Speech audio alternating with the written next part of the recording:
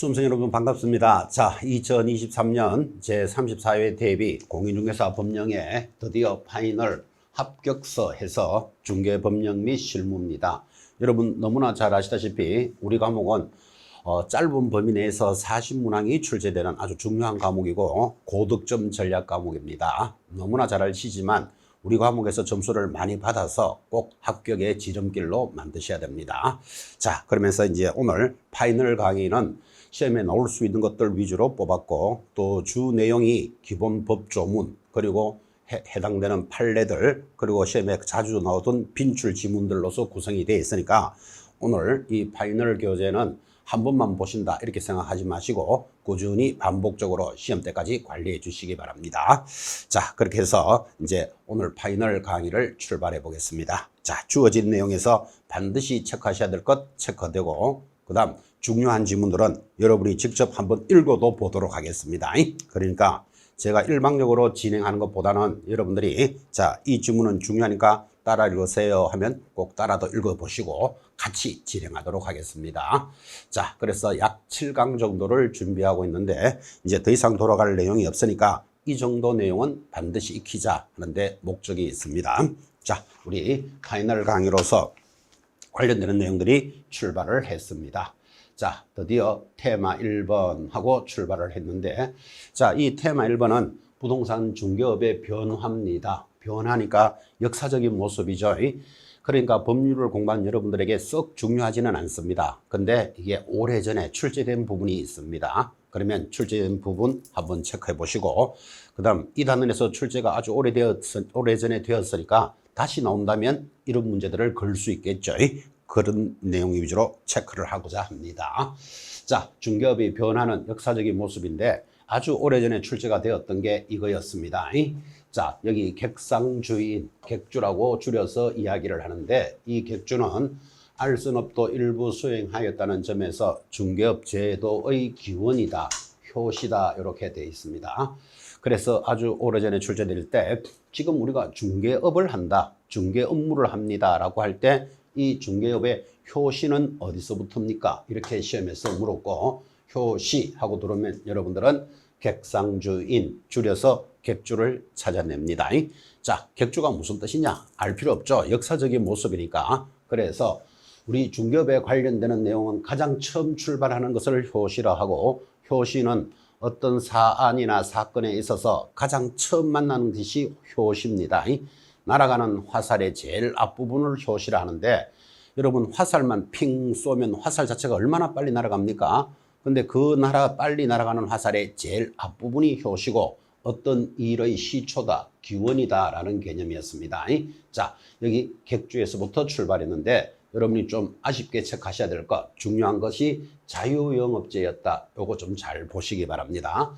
우리는 법률을 관리하는 자니까 이 법률에 관련되는 내용이 중요하죠. 자, 그래서 아주 오래전에 출제되었던 객상주인, 객주가 중개업의 효시 또는 기원이었다. 요거 하나 체크해 줍니다. 자, 그럼 이때 이렇게 출발을 했으니까 행여나 출제를 다시 한다면 최초의 개공사는 누구입니까? 요거 한번 물을 여지가 있죠. 만약에 출제된다면 최초의 개공사는 여러분들이 각회 이렇게 대답하는데 이 각회라는 것은 집가자를 쓰니까 집을 소개하던 사람, 굳이 우리말로 번역하면 집주름, 지금 이런 말은 쓰지 않죠. 집거간을 각회와 같은 말이죠. 자, 최초의 개공사는 누구입니까? 각회, 집을 소개하는 사람이다. 그죠? 요거 하나 체크해 보시고.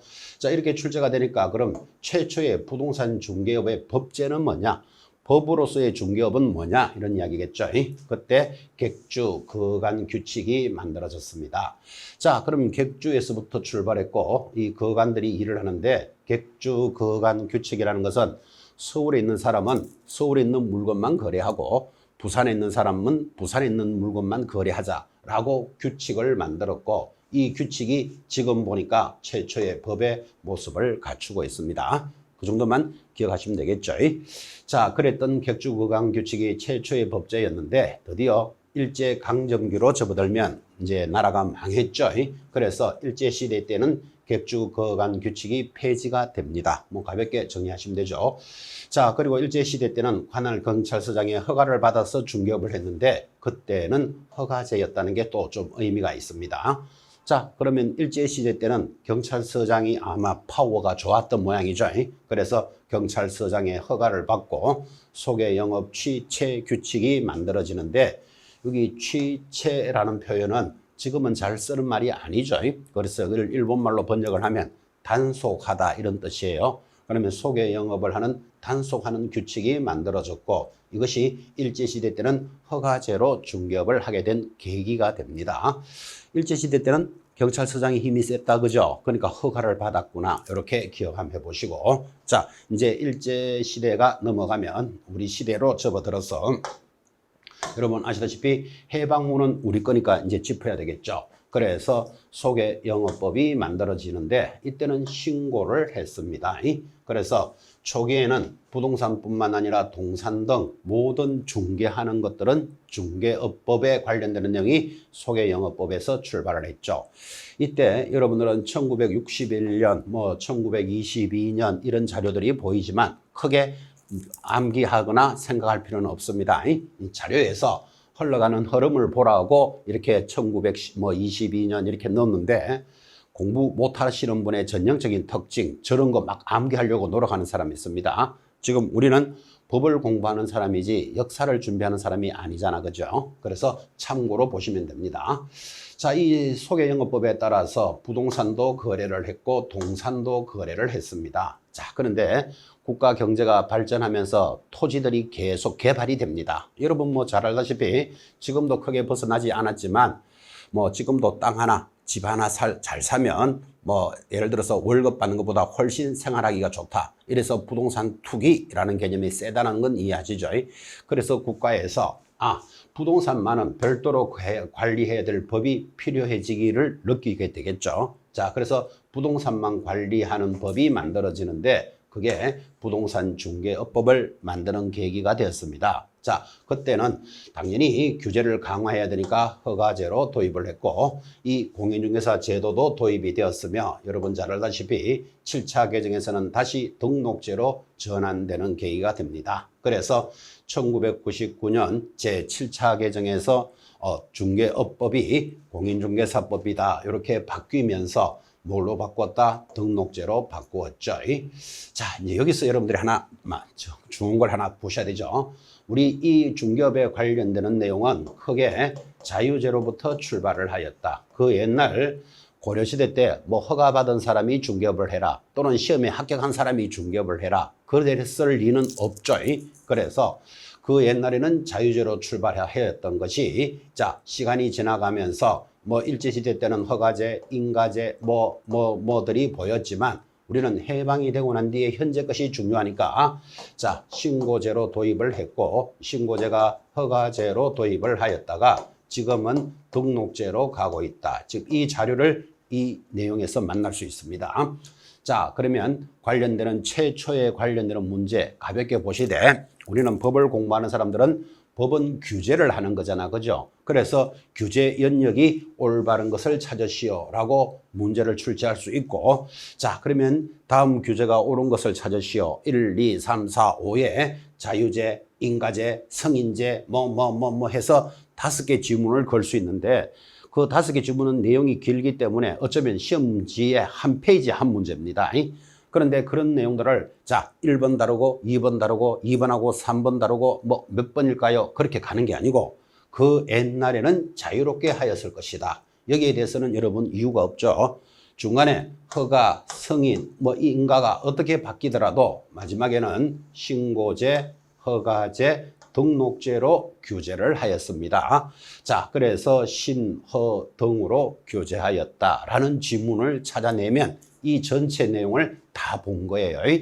자, 다시 정리하면 법을 공부하는 여러분들은 이 중개업의 변화편에서 체크하셔야 될 것, 규제를 어떻게 했습니까? 규제가 올바른 것을 찾으시오 라고 들어오면 그 옛날에는 자유롭게 하였을 것이다.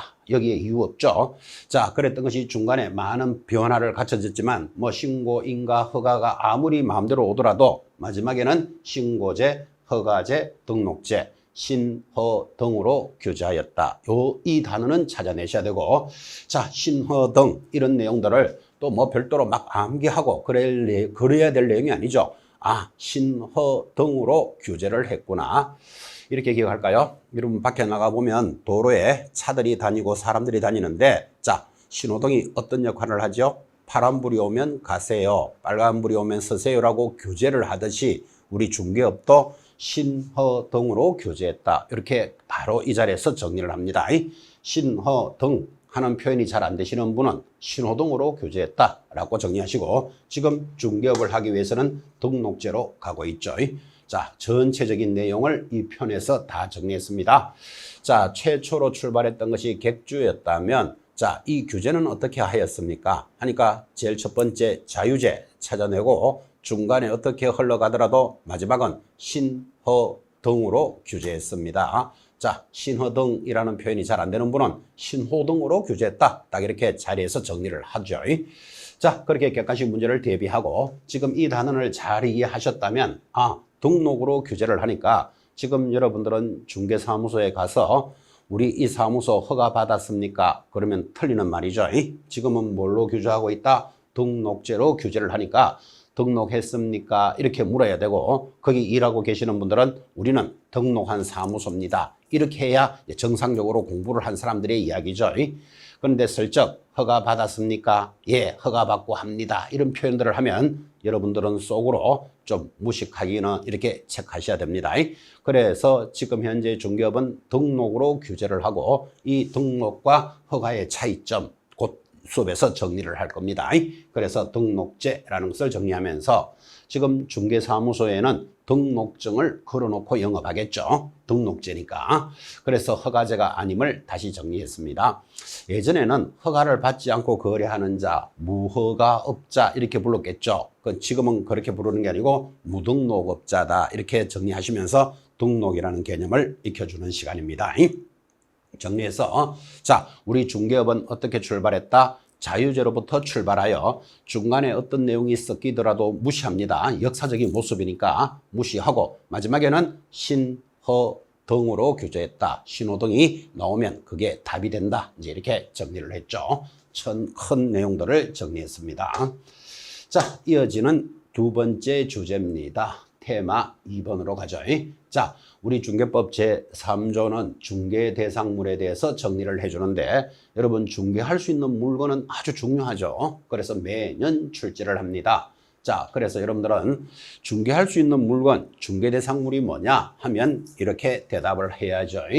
토, 건, 그리고 대통령령이 정하는 재산 및 물건으로서 임목에 관한 법률에 따라서 임목이 중개대상물입니다. 그리고 공장재단, 광업재단이 중개대상물이니까 토, 건, 입, 광, 공이 중개대상물이다. 5개죠. 반드시 익히셔야 됩니다. 자, 우리가 중개할 수 있는 물건이 무엇입니까? 하고 물으면요, 토, 건, 입, 광, 공 이렇게 암기를 하셔야 되고, 이때 토지, 건물은 토지와 건물은 법률로서 정하고 있습니다. 그리고 대통령령이 정하는 물건이 뭡니까? 임목, 광업재단, 공장재단이죠. 그래서 우리 중개대상물은 법률과 대통령령으로 정해져 있다. 여기까지는 기억을 하되, 자, 이 대통령령을 다른 말로는 시행령 이렇게도 이야기하죠. 같은 표현이에요. 자, 그래서 법률과 시행령으로 정해져 있다 해도 같은 말이죠. 시행령이 곧 대통령령이라는 뜻입니다. 자, 기본적으로 토, 건, 입, 광, 공이 중개대상물이다 정리하시는데, 굉장히 자주 돌았고 5가지 물건인데, 지금은 이제 자주 나왔으니까 토지는 토지여도 이런 토지는 되느냐, 또 이런 건물은 되느냐, 이렇게 확장됩니다. 대표적으로 토지 중에 운동장 같은 거 있죠. 학교 운동장은 땅, 토지지만 중개대상물이 되지 않습니다. 그래서 같은 토지여도 되는 것, 안 되는 것을 구분하는 시간입니다. 건물도 마찬가지. 자, 건물은 중개대상물이지만 미등기 건물은, 무허가 건물은 이렇게 묻습니다. 그런데 건물에 대해서 우리 중개사법에서는 모든 건물은 중개대상물이 됩니다. 국가 소유만 아니면 다 중개대상물이 되니까 미등기 건물도 되고 무허가 건물도 되고 또 장내 건물, 아파트 분양권 같은 것들은 지금은 물건이 없죠. 그래서 장내에 일어날 수 있는 물건도 물건으로 보니까 물건에 대한 건물에 대한 범위는 아주 넓게 제시하고 있다라는 것도 익히셔야 됩니다. 자, 정리합시다. 토, 근, 입, 광, 공 5가지가 중개대상물이고 토지, 건물은 법률로서 정해져 있고 입, 광, 공 3가지를 준부동산이라 부르고 또는 협의의 부동산이다 이렇게 부르는데 준부동산에는 임목, 광업재단, 공장재단 3가지가 있습니다. 자, 그래서 지금 박스에 있는 것은 그 법 조문을 지금 정리한 거죠. 자, 이것들이 이제 여러분에서 문제를 만날 때는 이렇게 만납니다. 중개가 무엇입니까? 할 때 중개는, 자, 이 중개라는 개념은 많이 그림을 그리지만 아파트 물건을 가지고 있는 갑이 있습니다. 여러분 부동산 같이 보이십니까? 부동산을 가지고 있는 갑을 매도인이라고 부릅시다. 그러면 이 물건을 사는 자, 매수인이 있고 여기에 개공사가 뭐를 합니까? 중개를 합니다. 자, 이 그림 굉장히 많이 이야기하죠. 매도인과 매수인 사이에 개공사가 중개를 하는데 자, 요 물건에 대해서 어떤 물건을 중개합니까? 하면 이렇게 대답해야 되죠. 토, 근, 입, 광, 공에 대해서 알선하는 것이 중개다. 그래서 우리 법에 주어져 있는 5가지 물건 토, 근, 입, 광, 공을 중개합니다. 자, 그런데 이 물건에 대한 금지 행위가 연결이 되어 있고 지금 토, 근, 입, 광, 공 이 4가지 입, 광, 공 그러니까 광업재단, 공장재단을 매매업을 하여서는 아니 된다. 5조. 자, 그래서 우리 중개사법의 금지 행위는 이런 5가지 물건을 사고 파는 것, 매매업을 하여서는 아니 됩니다.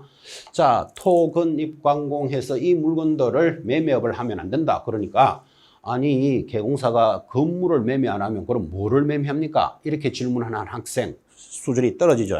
우리는 매매업을 하는 게 아니고 뭐를 해야 된다? 중개를 합니다. 그래서 저 물건 5가지에 대해서 두 사람 사이에 계약을 연결해서 계약이 체결되면 수수료를 받는 중개를 하는 것이지 이 물건을 개공사가 샀다가 팔았다가 하는 건 아니라는 뜻이에요. 샀다 팔았다는 매매업은 금지 행위입니다. 자, 지금부터 따라 읽으셔야 됩니다. 토, 근, 입, 광, 공은 매매업을 하여서는 아니 된다. 시작. 읽으십시오. 토, 근, 입, 광, 공을 매매업을 하여서는 아니 된다. 자, 세 번째 물건으로서 토, 근을 매매할 때는 부동산 거래 신고 대상입니다. 자, 그래서 우리가 부동산 거래 신고 파트에 가면 거래가 일어나면 부동산 거래 신고를 30일 내로 해야 되고 이를 위반하면 500만 원 과태료 이렇게 공부합니다. 그때 신고해야 될 물건은 토, 근만 해당됩니다. 그래서 토지, 건물만 부동산 거래 신고 대상이지 입광공은 신고 대상이 아닙니다. 그래서 입광공은 거래 신고와 거민 대상이 아니다를 익히셔야 됩니다. 자, 따라 읽습니다. 토, 근, 입, 광, 공이 중개대상물인데 이런 토, 근, 입, 광, 공의 매매업은 금지행위다. 요거 익히셔야 됩니다. 자, 그 다음 토, 근은 부동산 거래신고 대상이지 입, 광, 공은 거래신고 대상이 아니죠. 자, 4번째 이 물건에 관련되는 것으로서 이 토, 근, 입, 광, 공의 중개 보수의 산정 방법은 동일하다 하면 X입니다. 자, 여러분 우리는 어떻게 되는가 하면 주택에 대해서는 어떻게 받고 주택 외인 물건, 주택 외인 물건이 뭐죠? 자, 토지도 있을 것이고 여기 보시면 임목, 광업재단, 공장재단은 주택 외인 물건이죠. 이것은 0.9% 범위 내에서 자기들이 협의합니다.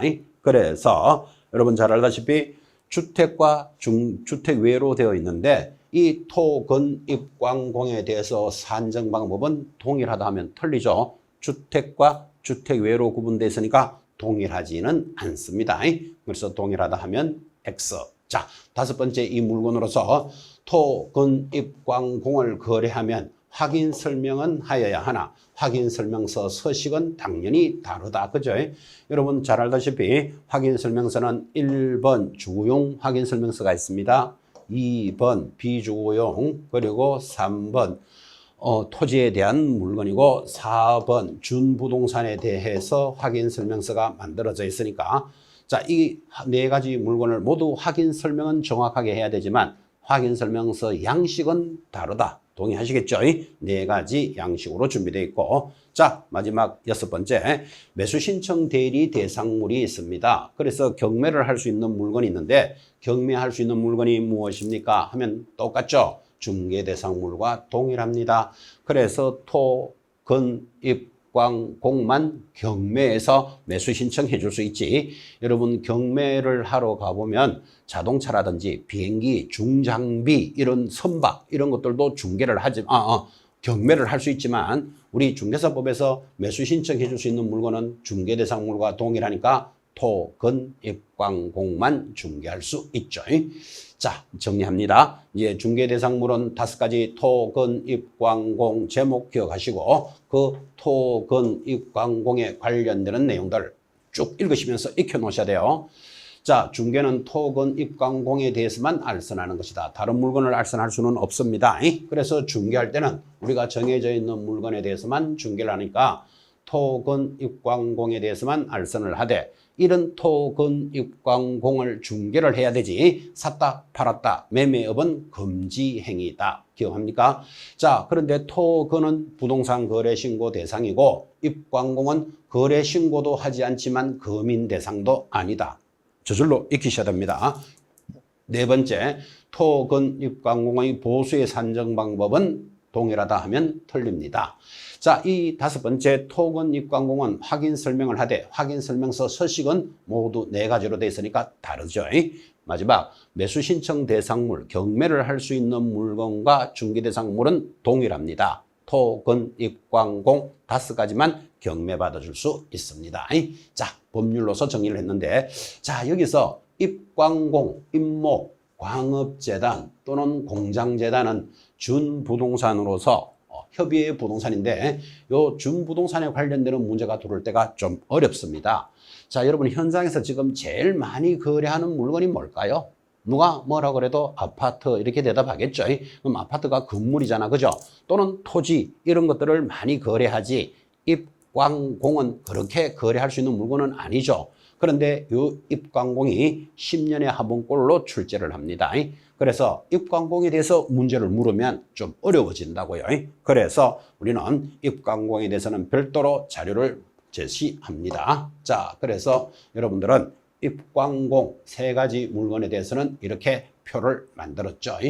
자, 제목부터 잡으시되 첫 번째 임목에 관한 법률 임목이 있습니다. 그리고 공장 및 광업재단 저당법에 따른 공장재단 그리고 광업재단 입광공 5가지 물건을 비교하는데 임목은 임목에 관한 법률에 따라서 등기된 수목의 집단을 임목이라 부른다. 그 다음 이런 광업재단 공장재단은 광업군과 관련되는 설비 등으로 구성된 일단의 기업재산인데 이것은 공장에 속하는 일단의 기업재산이다. 결국 이 말이죠. 공장재단, 광업재단이 같은 물건인데 여러분이 좀 설명을 듣기 편하다면 공장재단을 이야기하면 공장에는 많은 물건들이 있습니다. 자, 공장재단을 이야기하면 이게 공장입니다. 여러분 어떤 공장이라도 가보시면 여러 가지 물건들이 연결이 되어 있죠. 자, 공장에 첫째 토지도 있고 공장을 구성하고 있는 건물도 있겠죠. 공장에 기계도 있을 겁니다. 기구도 있을 겁니다. 또는 공업 소유권 이런 권리도 있을 겁니다. 또 공장재단이니까 특허권 이런 권리도 있을 수 있겠죠. 여러분 잘 알다시피 토지 건물이라는 부동산 외에도 기계나 기구 특허권 이런 것들도 굉장히 가격이 높은 내용, 재산 가치가 높은 게 많은데 이런 것들을 동산으로 가지고 있으면 저당권을 설정할 수 없으니까 공장에 사용하는 물건을 등기를 하고 이것을 한 개의 물건으로 보니까 이거를 공장재단이다 이렇게 부르는 거예요. 다시 공장이 뭐라고요? 공장 자체는 건물로서 중개대상물이 되죠. 공장재단은 공장에 사용하는 물건들을 중개대상물하고 이를 등기를 해줌으로써 준부동산이다 부릅니다. 자, 그래서 공장에 사용하는 물건들이니까 광업재단은 광업소에 생활하는 물건이겠죠. 자, 그래서 임목에 관한 법률은 20개의 나무들의 집단이고 수종에 제한이 없다. 이런 건 시험에 한번 들어왔습니다. 그럼 어떤 나무만 등기해 주느냐? 그런 기준은 없다 이 말이에요. 수종에 제한은 없다. 그런데 공장재단, 광업재단은 거기에 사용하는 물건들로서 방금 그림 그렸지만 토지, 건물, 그 밖에 공작물, 기계, 기구, 전봇대, 전선, 배관, 레일, 뭐 항공기, 선박, 공장에 있는 물건들이에요. 자동차도 쓸 수 있죠. 지상권, 전세권 또는 뭐 여기 관련되는 임차권, 지식재산권 등등등 암기할 필요는 없고 공장에 사용하는 물건들을 등기를 했다. 그런 뜻이에요. 자, 임목에 관한 법률은 나무를 등기하면 20개 집단으로서 임목이라 부르고 공장재단, 광업재단은 공장에 사용하던 물건들이다. 그렇게 기억을 하면 되겠습니다. 자, 그러면 이제 이것들에 대해서 등기 전에 요건하고 이제 표가 올라오는데, 자, 등기 전에 임목은 반드시 임목 등록원부에 등록된 것만 등기를 해줍니다. 자, 다시 임목은 뭐라고요? 임목 등록원부에 등록이 돼 있어야 된다. 그 다음 공장재단, 광업재단들은 재단 목록을 작성합니다. 그 재단 목록이라는 게 뭐 토지, 건물, 기계, 특허권 이런 것들이 목록이 되는데 이 전체 내용에서 제일 중요한 것 임목, 광업재단, 공장재단은 반드시 소유권과 저당권의 목적만 됩니다. 요거 기억하셔야 됩니다. 그래서 소유권 보존 등기를 하여 뭐 하는데 목적이 있다? 저당권을 설정하는 데 목적이 있습니다. 세 가지 물건의 특징. 자, 다시 입광공의 특징이 뭐라고요? 소유권과 저당권의 목적이 된다. 요거 암기해야 된다. 그죠? 그때 저당권이라 그랬지 전세권, 지상권 이렇게 표현 들어오면 틀리겠죠. 그래서 두 가지를 익히시는데 자, 보존 등기가 되면 이런 지문들은 익혀야 되죠. 토지 소유권이나 지상권의 처분은 임목에 영향을 미치지 않는다. 또 저당권의 효력은 벌채된 임목에도 미칩니다. 저당권의 효력은 자, 돈을 빌렸는데 돈을 안 갚아줍니다. 그럼 돈 빌려준 사람이 이 나무들을 나무가 재산 가치가 있는 거겠죠. 경매로 낙찰을 받으면 그때 저당권이라는 효력은 나무를 벌채해서 가져가더라도 그 저당권의 효력은 미치고 자, 경매로 임목이 다른 사람의 소유자가 되면 그때는 법정지상권을 인정해 줍니다. 그리고 이 나무라는 물건은 살아있는 물건이죠. 살아있는 물건은 나중에 불에 타 죽을지 말라 죽을지 어떻게 변화가 올지 모르니까 이 임목을 저당을 잡으려고 담보물을 설정할 때는 보험에 가입을 해놓고 물건이 잘못되면 보험회사가 책임진다 할 때 여러분도 대출을 해줄 수 있겠죠. 그래서 독특하게 임목을 저당권을 설정할 때는 보험에 붙인다 라는 말을 하나 익히셔야 됩니다. 그리고 가장 중요한 것 등기가 되어 있어야 되니까 반드시 토지등기부 표제부에 임목이 표시된다. 이건 반드시 기억하셔야 됩니다. 그래서 등기가 되어 있는 물건이니까 당연히 등기가 되어 있는 걸 알아야만 거래할 수 있다. 그죠? 그래서 임목은 어디 등기되어 있습니까? 하고 물으면 토지등기부 표제부. 이게 가장 중요한 내용이었습니다. 자, 그리고 옆에 공장재단, 광업재단은 내용을 보시면서 중요한 게 분리하면 처분할 수 없다. 그래서 아까 그림 그린 거 보셨죠? 전체를 묶어서 한 개의 부동산으로 보지 거기서 딱 뽑아내면 즉 공장재단에 속하는 토지는 중개대상물이다. 그러면 틀린다 이 말이에요. 묶어서 한 개의 부동산으로 보니까 분리하면 처분할 수 없다. 그리고 중요한 것 이것들도 등기가 돼 있으니까 거래를 한다. 그죠? 그래서 등기는 어디 돼 있느냐가 또 중요한데 해당 부동산 등기부 해당구 사항란에 취지가 기재됩니다. 자, 다시 임목은 어디예요? 토지등기부 표제부 익히셔야 됩니다. 그 다음 공장재단, 광업재단은 등기부 해당구 사항란인데 그를 다른 말로 상당구 사항란이라고도 이야기합니다. 이 해당구 사항란이라는 말은 소유권에 관한 것은 어디 각구 사항란에 기재가 된다 이 말이에요. 해당되는 구 사항란. 저당권의 목적이 될 수 있다 그랬죠. 저당권은 얼구 사항란에 기재가 되니까 해당되는 구 사항란 이 말이에요. 해당구 사항란에 취지가 기재됩니다. 이 해당구 사항란을 다른 표현으로는 상당구 사항란 그렇게도 표현할 수 있을 겁니다. 자, 그래서 우리 토, 건, 입, 입광공이라는 5가지 물건 중에서 그래도 입광공에 대해서 출제가 되면 좀 어렵단 말이죠. 그래서 그것에 대한 관련되는 표들이고 지금 강조했던 특히 공시에 관련되는 내용은 반드시 여러분 익혀 놓으셔야 됩니다. 그리고 관련되는 내용들을 이제 서서히 익혀갈 겁니다. 자, 그렇게 해서 이제 임목정론을 보셨다면 이 내용들에 대해서 중개행위의 대상인 권리하고 따라 들어옵니다. 자, 여러분 잘 알다시피 중개행위의 대상이라는 권리는 중개를 할 수 있는 권리다 그런 뜻이니까 자, 좀 더 이야기하면 물건을 가지고 있는 갑을 매도인이라고 부릅니다. 사는 사람, 을을 매수인이라고 부르고 여기 개공사가 중개를 하는 그림인데 자, 이 물건을 중개할 수 있느냐 없느냐, 중개 대상이 되느냐 안 되느냐를 지금 묻고 있다 이 말이에요.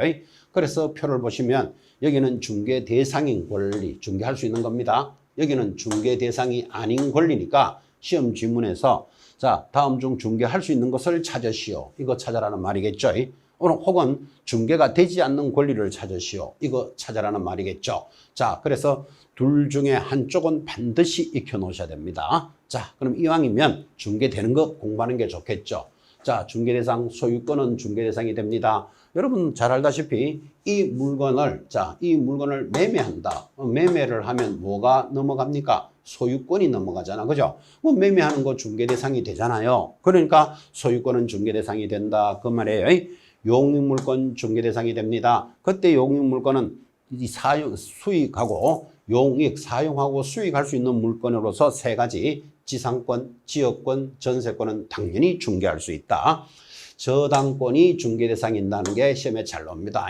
저당권도 중개할 수 있다. 그리고 부동산 임차권, 환매권, 가등기 담보권도 중개대상이 되는 권리. 자, 객관식 문제를 대비할 때 중개대상이 되는 권리를 쭉 정리합니다. 만약에 객관식으로 답이 들어오면 안 되는 것들도 알고 있으면 도움되겠죠. 자, 질권 안 된다. 질권은 동산에 친한 권리입니다. 우리는 부동산을 관리합니다. 그래서 중개할 수 없고 대표적으로 지식재산권, 특허권, 저장권, 실용신앙권, 공업소유권 이런 권리들을 중개할 수는 없다. 그래서 안 되는 것들입니다. 어업권, 영업권, 광업권 안 됩니다. 그럼 안 되는 거 여기 왜 적었을까요? 이게 준부동산이니까 혹시 되느냐라고 물어 들어온다니까요. 그 다음 상속권, 분묘, 기지권 이런 권리들도 중개할 수는 없다. 자, 중개되는 것, 안 되는 것 정리했습니다. 그런데 중간에 여기 유치권, 법정지상권, 법정저당권은 이 표의 중간에 있죠. 그래서 이 3가지 놈들은 설정은 중개 대상이 되지 않지만 이렇게 유치권이 설정되어 있는 법정지상권이나 법정저당권이 설정되어 있는 것을 양도할 때는 중개할 수가 있습니다. 그래서 이제 요건 3가지가 표의 중간에 있는 거예요. 요거는 될 수도 있고 안 될 수도 있다. 그래서 3가지 유치권, 법정지상권, 법정저당권은 표 가운데 들어와 있는 겁니다. 자, 공부하시는 방법. 중개 대상이 되는 것 암기하셔야 됩니다. 안 되는 것을 암기하든지. 자, 그런데 중간에 있는 것들은 될 수도 있고 안 될 수도 있다. 그래서 지금 다시 이야기하기를 유치권, 법정지상권, 법정저당권은 이전은 중개할 수 있는데 이전이 양도죠. 그런데 설정은 중개 대상이 안 되니까 이전이 가능하고 중개 대상이 된다라고 다시 설명을 해줬습니다. 자, 권리가 시험에 비교적 잘 나옵니다. 그래서 우리가 중개를 한다는데 중개를 할 수 있는 대상에 대해서 지금 여러분들은 한번 체크해 보셨죠. 아주 표로 잘 만들어져 있으니까 여러분들이 이 표 정도는 익히셔야 되겠습니다. 자, 여기까지가 제3조 중개대상물 또는 중개대상 권리 이런 것들이 정리가 되었다면 테마 4번은 시험기관에 대해서 정리를 합니다. 그래서 우리 중개사법 제4조는 시험기관에 대해서 정리를 하는데 여러분 너무나 잘 알다시피 이 공인중개사를 공부하시는 여러분들은 우리 시험을 누가 시행할까요? 대해서는 당연히 짚으셔야 됩니다. 명색이 내가 이 시험 준비를 하고 있는데 시험은 누가 시행할까요? 지극히 상식적인 문제지만 시험에 들어옵니다. 자, 항상 이렇게 대답합니다. 공인중개사 시험 시행기관은 원칙적 시험기관과 예외적으로 구분을 한다. 그때 원칙적인 시행기관 특별시, 광역시, 도지사, 일명 시도지사다 이렇게 부릅니다. 그래서 공인중개사 시험에 원칙적 시행기관 시도지사 예외적으로 누구? 국토장관이 실시할 수 있는데 반대로 출제합니다. 자, 원칙은 국토장관, 예외적으로 시도지사 하면 틀려요. 그래서 시험 시행기관장은 자존심을 걸고도 기억하셔야 됩니다. 명색이 내가 이 시험을 준비하는데 이 시험 시행기관이 누구냐를 모른다는 건 웃기는 이야기잖아. 그죠? 그래서 원칙과 예외로 구분하시고 이제 뒤편에 가면 이런 시도지사나 국토장관이 다른 일은 안 하고 중개사 시험만 칠 수는 없죠. 그래서 국토장관은 직접 시험 문제를 출제하거나 시험을 시행하고자 할 때는 정책심의위원회 의결을 미리 거쳐서 예외적으로 시행을 합니다. 이를 시험에서 이렇게 놓은 적이 있습니다. 국토장관은 원칙적으로 실시할 수 있다. X. 그 다음 국토장관은 시험위원회 의결을 거쳐서 미리 시행해야 되는데 의결을 거치지 않고 시험을 시행할 수 있다 하면 틀리겠죠. 그래서 예외적 시행기관에 대해서 정리해 주는데 이런 시험기관을 시도지사나 국토장관은 업무 위탁 규정에 따라서 시험의 시행에 관한 업무를 어디에 맡길 수 있다? 공기업, 준정부기관, 그리고 협회에 위탁할 수 있습니다. 자, 지금 여러분 알다시피 원서를 산업인력관리공단에 제출한다. 들어보신 적 있죠? 산업인력관리공단을 공기업 또는 준정부기관이라고 부릅니다. 그게 위탁이 돼 있으니까 이제 시험이 시행되고 있죠. 자, 여기서 좀 살짝 조심한다면 이런 시험 시행기관은 업무를 위탁하는 것이 공기업, 준정부기관, 협회인데 대학에도 맡길 수 있다. 이렇게 들으면 틀립니다. 그래서 조심해야 될 거, 여러분 대학이라는 것은 시험을 치는 기관이 아니고 교육하는 기관입니다. 그래서 개공사들의 교육을 하는 기관이 대학이지 대학에도 시험을 위탁할 수 있다고 들은다니까요. 조심하셔야 되죠. 그런데 우리나라 사람들은 대학 하면 느낌이 대학 입시, 대학 시험 이런 게 벌써 확 와닿죠. 그래서 대학은 시험 칠 수 있구나 이렇게 연결이 되면 틀린다 이 말이에요. 대학은 뭐 하는 곳이다? 교육기관이지 시험을 치는 기관은 아닙니다. 자, 다시 시험 치는 기관 3개, 공기업, 준정부기관, 협회에서만 위탁을 하죠. 그래서 시험 시간은 시행기관에 관련된 내용들을 정리해 보셨습니다. 자, 이어지는 응시 자격이 더 중요합니다. 여러분 시험을 치는 경향을 보셨다면 응시 자격은 어떻게 될까요? 자, 응시 자격 별표입니다. 여러분 잘 알다시피 예전에는 1차 시험 치는 날 현재 대한민국 국민으로서 만 19세 이상이어야 한다. 이런 규정이 있었습니다. 자, 1차 시험 치는 날 대한민국 국민으로서 만 19세 이상이니까 19세 안 된 사람들은 시험 못 쳤겠죠. 또 대한민국 국민으로서 그랬으니까 외국인은 응시할 수 없었겠죠. 이제 그런 제한이 전부 없어지니까 응시 자격은 별도의 규정을 두고 있지 않다 이렇게 되어 있습니다. 자, 별도의 규정을 두고 있지 않다라는 표현은 한마디로 누구나 응시가 가능하다 이렇게 바뀐 거예요. 자, 그래서 누구나 응시가 가능하니까 미성년자도 되고 피한정 후견인도 되고 결격 사유자도 되고 응시 자격을 만족하기만 하면 자격을 취득합니다. 그래서 여러분들은 누구라도 응시할 수 있으니까 당연히 외국인도 자격을 취득할 수 있다. 누구라도 됩니다. 미성년자, 피한정 후견인, 결격 사유자 누구라도 칠 수 있으니까 누구나 응시가 가능하다. 이렇게 정리하시고 자, 지금 교도소에 있는 사람 공인중개사 될 수 있습니까? 누구라도 응시할 수 있다 그랬잖아요. 시험만 잘 치면 합격하는 거예요. 5살짜리 어린애도 공인중개사가 될 수 있다. 응시 자격이 제한이 없으니까. 그런데 5살짜리가 시험 치면 합격할까요? 못할까요? 모르죠. 쳐봐야 알지. 자, 만약에 미성년자 안 된다 하면 그 미성년자 화내는 수 생깁니다. 그런데 미성년자도 당연히 시험을 잘 쳤다. 그럼 합격하면 당연히 자격증은 교부되지만 미성년자가 중개업을 할 수는 없죠. 중개업을 못하니까 이를 결격사유라고 부르지. 시험은 응시할 수도 있고 공인중개사도 될 수도 있습니다. 자, 여러분 외국인도 응시가 가능하기 때문에 베트남 여인도 응시할 수 있다. 시험에 그렇게 나오겠냐마는 베트남 여인도 공인중개사가 될 수 있다. OX. O입니다. 누구라도 응시할 수 있다는 게 굉장히 범위가 넓어졌는데 자, 이제 중요한 거 이렇게 시험 응시 기관에 대해서는 제한을 하지 않으니까 누구라도 하는데 드디어 응시 자격이 없는 자가 있습니다. 그래서 이거 우리 시험에서 중요한 거예요.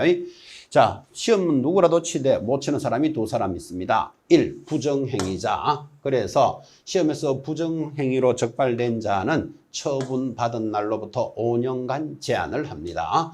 또 공인중개사 자격이 있다가 취소된 자는 몇 년 동안? 3년 동안 제한을 하니까 이 사람들이 시험에서는 더 중요한 자들이죠. 여러분에게 내내 이야기하지만 누구라도 응시할 수 있다. 이렇게 들어갔는데 자, 못 치는 사람이 두 사람이 얼마나 귀하겠습니까?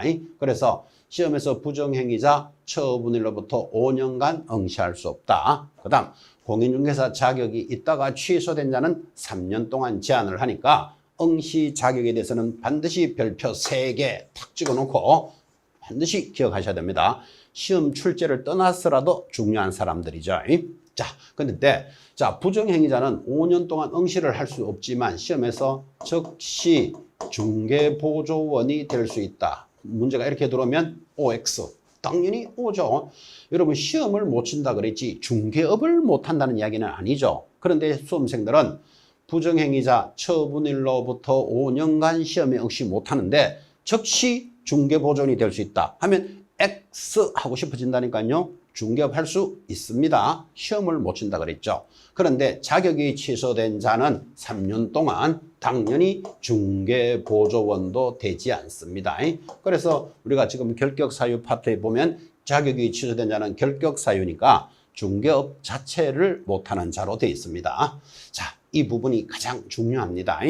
이렇게 공부는 잘하고도 정작 해당되는 문제에서 답을 찍을 때는 다른 데 가서 팍 찍습니다. 자, 다시 시험에 응시는 누구라도 가능한데 못 치는 사람 부정행위자는 처분일로부터 5년간 응시를 제한합니다. 자격이 있다가 취소된 자는 3년 동안 시험을 칠 수 없다. 제한을 하는데 부정행위자는 즉시 중개보조원이 될 수 있다. 중개업을 못한다 그랬지.